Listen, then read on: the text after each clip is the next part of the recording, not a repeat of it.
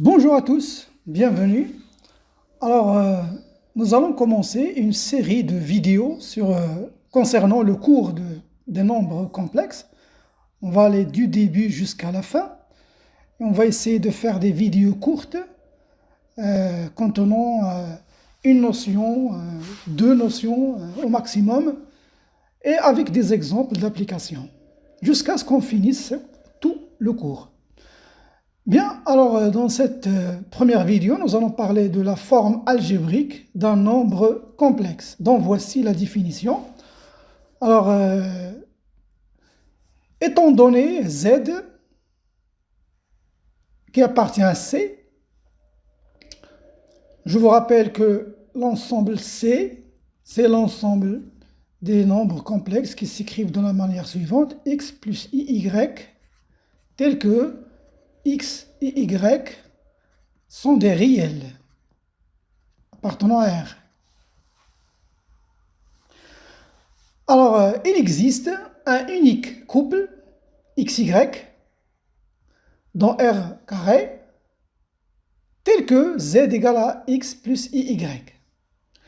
L'écriture x plus iy s'appelle la forme algébrique du nombre complexe. Alors la forme algébrique, c'est tout simplement essayer d'écrire toujours le nombre complexe sous cette forme-là. X plus iy. Avec le x ici, qui appartient à R, et le y qui appartient à R. Voilà, cette écriture-là s'appelle la forme algébrique du nombre complexe. Le nombre x, c'est la partie réelle de z, et ça se note réel de z, RE de z, réel de z.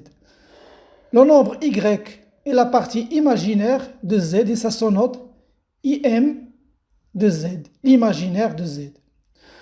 Un nombre complexe est réel lorsque sa partie imaginaire est nulle.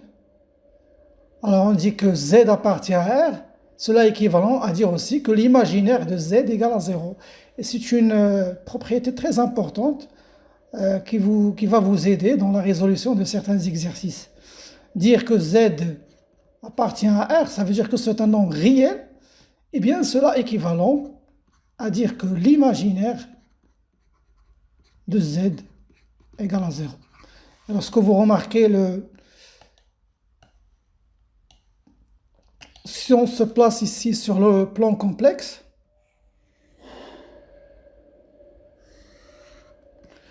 alors les nombres qui sont sur cet axe-là, ce sont les nombres réels qui appartiennent à R. Alors par exemple 3. 3 c'est un nombre réel, ça veut dire que je peux écrire ce nombre complexe de la manière suivante. Je peux dire que c'est 3, mais bien sûr plus 0i. Voilà sa forme algébrique. Ça veut dire que sa partie réelle égale à 3 et sa partie imaginaire, ça, c'est 0. Même chose ici. Un nombre complexe est dit imaginaire pur si sa partie réelle est nulle. Ça veut dire que z appartient à IR. C'est l'axe des nombres imaginaires purs. IR. Alors, par exemple, ici, j'ai I, 2i, 3i. Bien sûr, ici, on peut voir racine carrée de 2 fois i, 5 sur 2, i. Tous les nombres réels multipliés fois le nombre imaginaire i. Alors, un nombre qui appartient, par exemple, ici, ce nombre-là, 2i, z, qui est égal à 2i, je peux l'écrire de la manière suivante, dire que c'est 0 plus 2 fois i. Et voilà sa forme algébrique. Sa partie réelle ici, c'est 0. Sa partie imaginaire, c'est 2. Faites attention, on dit ici le réel de z égale à 0 et l'imaginaire de z, c'est 2. Il y a certains élèves qui, lorsque vous leur demandez la question, quel est l'imaginaire de z, ils vous disent 2i. Non, l'imaginaire de z, c'est seulement son nombre réel 2. Bien, alors voici un exemple. Alors on considère le nombre complexe z qui est égal à 5 plus 2i fois 1 moins 3i. Alors vous remarquez que cette forme-là n'est pas une forme algébrique. Alors si on vous demande d'écrire ce nombre sous sa forme algébrique, alors essayez, mettez la vidéo en pause, essayez d'écrire le nombre sous une forme algébrique. Je vous rappelle que la forme algébrique, ça veut dire finalement, à la fin, on doit trouver z qui s'écrit comme ça. X, un réel, plus i, y. Ça veut dire y fois i. Hein. Bien, alors commençons.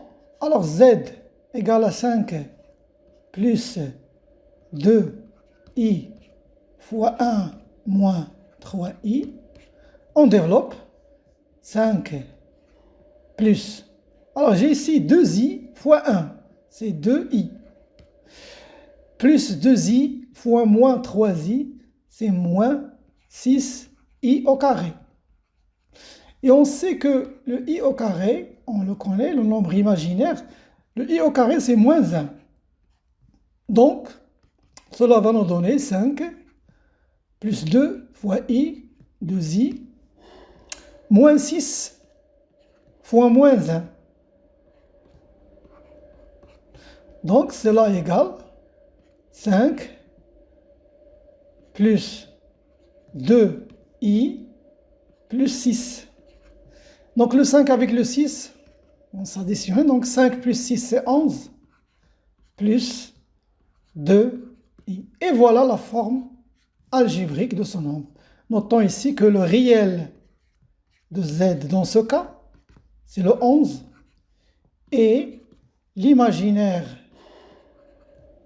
de z, c'est 2.